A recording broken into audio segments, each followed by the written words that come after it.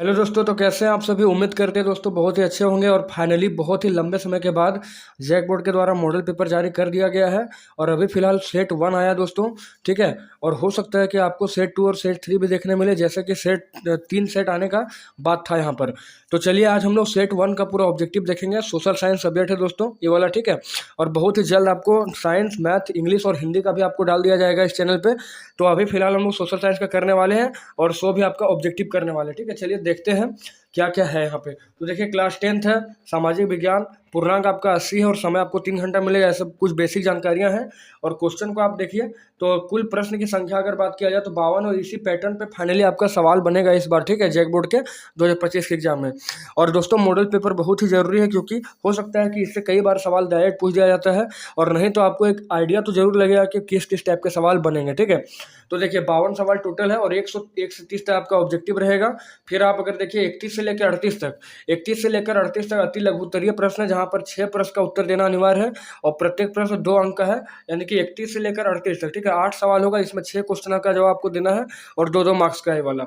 उसके बाद अगर बात करें हम लोग 39 नंबर से, तो 39 से 46 तक का बात किया है तो लघु उत्तरीय है और यहाँ पर 6 प्रश्न का उत्तर देना है जो 3 अंक का है, ठीक है। यानी कि 6 या 18 मार्क्स यहाँ पे। उसके बाद आप बात करें 47 से लेकर 52 तक, टोटल क्वेश्चन 52 है। तो 52 में से किन्हीं 4 प्रश्न का आंसर देना है, ठीक है। 47 से लेकर 52 जो 4, उसमें से 4 को आंसर देना है, जिसमें से प्रत्येक का मान 5 अंक का होगा। तो चलिए फिलहाल सेट 1 है, ठीक है दोस्तों, सेट 1 है और उम्मीद है कि सेट अगर आएगा तो ठीक है, उसको भी डालेंगे, नहीं तो फिर अगला सब्जेक्ट हम लोग देखेंगे। तो ये सेट 1 है सोशल साइंस का ऑब्जेक्टिव का। और इसी के अगला वीडियो में हम लोग सोशल साइंस का सब्जेक्टिव जो आया है, यानी कि 31 से लेकर जो 52 तक आया होगा, उसको भी डिटेल में देख लेंगे। तो पहला सवाल है यहाँ पे कि फ्रांसीसी क्रांति का नेता कौन था, ठीक है, कौन था। ऑप्शन दिया है Napoleon Bonaparte, Maximilien Robespierre, Louis 16वां और जॉर्ज डाल्टन, ठीक है। तो फ्रांसीसी क्रांति का नेता जो था वो नेपोलियन बोनापार्ट था यहाँ पे। सेकंड सवाल देखें तो फ्रांसीसी क्रांति की मुख्य विशेषता क्या थी। तो यानी कि जो 14 जुलाई 1789 की फ्रांसीसी क्रांति हुई, उसकी प्रमुख विशेषता यहाँ पर क्या थी, ठीक है। तो ऑप्शन है राजतंत्र की स्थापना, सामंतवाद का अंत, साम्राज्यवाद का उदय और लोकतंत्र का उदय। तो दिया गया ऑप्शन के आधार पर लोकतंत्र का उदय होगा, क्योंकि यहाँ पर जो आपका था निरंकुशवादी सरकार को उखाड़ कर फेंक दिया गया था और फाइनली लोकतंत्र की स्थापना की गई थी फ्रांस की क्रांति के बाद। अगला सवाल है तीसरा कि भारत में असहयोग आंदोलन का नेता कौन था। असहयोग आंदोलन जो 1920 के दशक में शुरू हुआ था, तो उसके मुख्य नेता जो थे वो महात्मा गांधी, यानी कि ऑप्शन नंबर ए बिल्कुल करेक्ट होगा।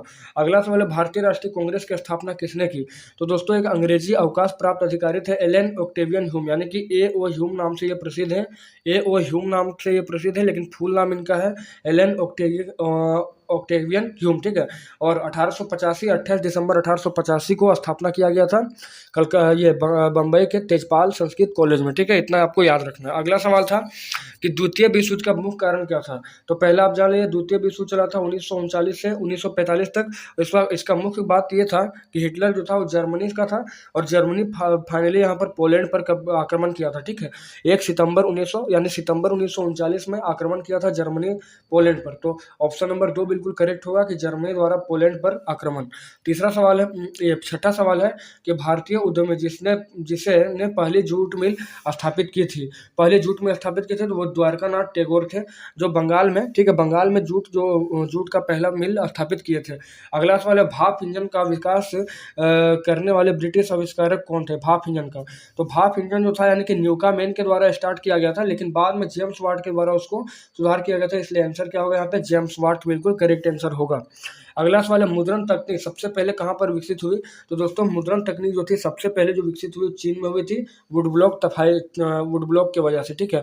और बाद में जो है वुड ब्लॉक को मार्को पोलो जो इटली का एक महान दार्शनिक था, महान आपका खोजी यात्री था, वही बाद में चीन का जो पूरा जो मुद्रण तकनीक था उसको यूरोप में लेकर फैलाया था। अगला सवाल है 9 नंबर की गीत गोविंद की रचना किसने की थी। तो गीत गोविंद की रचना जो थी वो जयदेव के द्वारा किया गया था। अगला सवाल है महात्मा गांधी ने किस पत्रिका का संपादन किया था।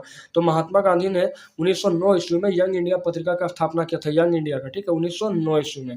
चलिए आगे सवाल देखेंगे हम लोग, भारत छोड़ो आंदोलन कब हुआ।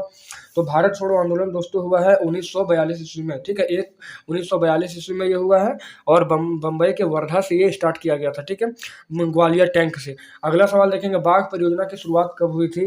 तो बाघ परियोजना की शुरुआत दोस्तों 1973 में हुई थी और जो भारतीय वन्य जीव अधिनियम जो लागू किया गया था 1972 में, और प्रोजेक्ट टाइगर 1973 में चालू किया गया था। अगला सवाल है 13वां नंबर की, किस प्रकार की मिट्टी की कंकड़ की मात्रा अधिक होती है? किस प्रकार की मिट्टी में कंकड़ की मात्रा अधिक होती है? तो बांगर में, ठीक है। बांगर जो है जलोढ़ मिट्टी का एक प्रकार होता है, जो पुराना जलोढ़ मिट्टी होता है। नया जलोढ़ मिट्टी को खादर कहते हैं।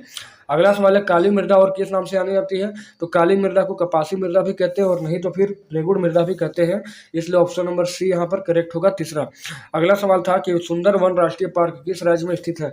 सुंदरवन दोस्तों, ठीक है, सुंदरवन जो है आपका पश्चिम बंगाल में है। डेल्टा, पश्चिम बंगाल के डेल्टा वाले क्षेत्र में सुंदरवन है और वहां पर सुंदरवन जो पड़ा है वो सुंदरी नामक वृक्ष जो एक मैंग्रोव वनस्पति है उसके वजह से इसका नाम पड़ा है सुंदरवन, ठीक है। और ये गंगा और ब्रह्मपुत्र के द्वारा बनाया गया सबसे बड़ा डेल्टा यहीं पर स्थित है और यहाँ पर रॉयल बंगाल टाइगर बहुत ही बहुतायत मात्रा में पाए जाते हैं। अगला सवाल देखेंगे, नर्मदा बचाओ आंदोलन संबंधित है। नर्मदा बचाओ आंदोलन किससे संबंधित है दोस्तों? तो नर्मदा बचाओ आंदोलन जो है सरदार सरोवर परियोजना से, ऑप्शन नंबर ए बिल्कुल यहाँ पर करेक्ट होगा। अगला सवाल है जल किस प्रकार का संसाधन है? तो जल जो आपका है वो नवीकरणीय संसाधन है। जल जो है नवीकरणीय संसाधन के अंतर्गत आता है। नेक्स्ट सवाल है श्रीलंका का राजकीय धर्म क्या था? तो श्रीलंका का राजकीय धर्म जो अभी भी है, धर्म क्या है? तो बौद्ध। श्रीलंका का राजकीय धर्म जो है बौद्ध है। अगला सवाल है बेल्जियम में डचों की आबादी जो है वो कितना परसेंट थी? तो बेल्जियम में डच की जो आबादी थी वो 59% के आसपास थी, ठीक है। ऑप्शन नंबर सी बिल्कुल यहाँ पर करेक्ट होगा। नेक्स्ट सवाल है कि निम्नलिखित में से कौन सी शक्ति केवल केंद्र सरकार के पास है?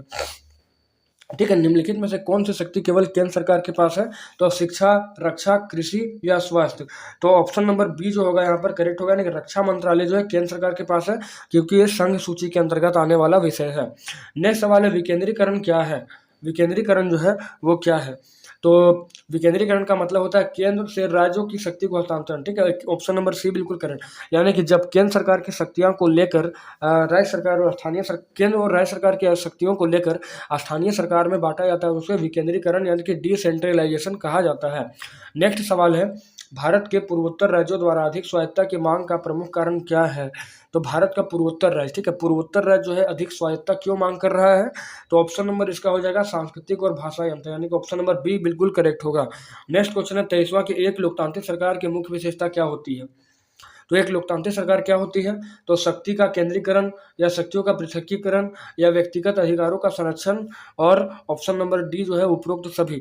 तो ऑप्शन नंबर डी होगा उपरोक्त सभी, इसका करेक्ट आंसर होगा। नेक्स्ट क्वेश्चन है निम्नलिखित में से कौन सा भारतीय संविधान का एक प्रावधान है जिसके तहत लिंग समानता को बढ़ावा देता है? ठीक है, लिंग समानता को बढ़ावा देता है। तो अनुच्छेद 15 जो है वो लिंग समानता को बढ़ावा देता है और अनुच्छेद 17 जो होता है वो अस्पृश्यता का उन्मूलन होता है। अगला सवाल है भारत किस प्रकार का राज्य है?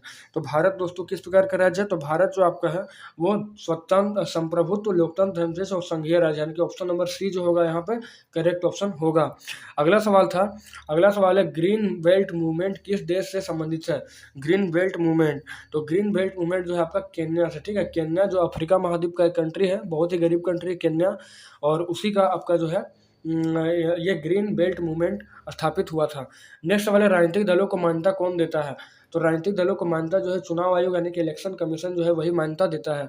नेक्स्ट क्वेश्चन रोजगार गारंटी अधिनियम यानी कि नरेगा, ठीक है, नरेगा जो है वो कब लागू किया गया था? तो 28 का होगा 2005 में। इसमें 100 दिन का गारंटी मिलता है काम का। अगला सवाल है बैंकों की आय का प्रमुख स्रोत क्या है? तो बैंक का जो है आय का प्रमुख स्रोत क्या है? तो ऋण, ठीक है। बैंक का जो मुख्य आय का स्रोत है वो ऋण है, इनकम का स्रोत। अगला सवाल है और अंतिम सवाल है ऑब्जेक्टिव का कि सूचना का अधिकार अधिनियम कब पारित किया गया था, यानी कि आरटीआई, ठीक है। आरटीआई को कब लागू किया गया था? तो 30 का हो जाएगा 1, यानी कि ए नंबर 2005 में।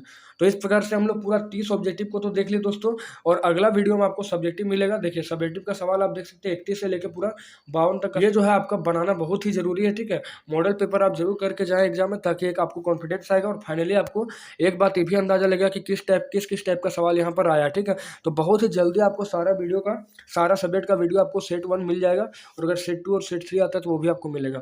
तो इसलिए आप सभी से अपील होगा कि चैनल को जल्दी से जल्दी सब्सक्राइब कीजिए, वीडियो को शेयर कीजिए और बेल आइकन को प्रेस करिए दोस्तों, क्योंकि अब और ठीक है, और बहुत ही बेहतरीन तरीके से आप सभी को एग्जाम का तैयारी करना है, और एग्जाम तक मैं आप सभी का साथ रहूंगा, और ताकि आप सभी का एक बार बेहतरीन तैयारी हो सके। तो चलिए आपसे मिलते हैं नेक्स्ट वीडियो में दोस्तों, तब तक जय हिंद, जय भारत और हैप्पी न्यू ईयर सभी को।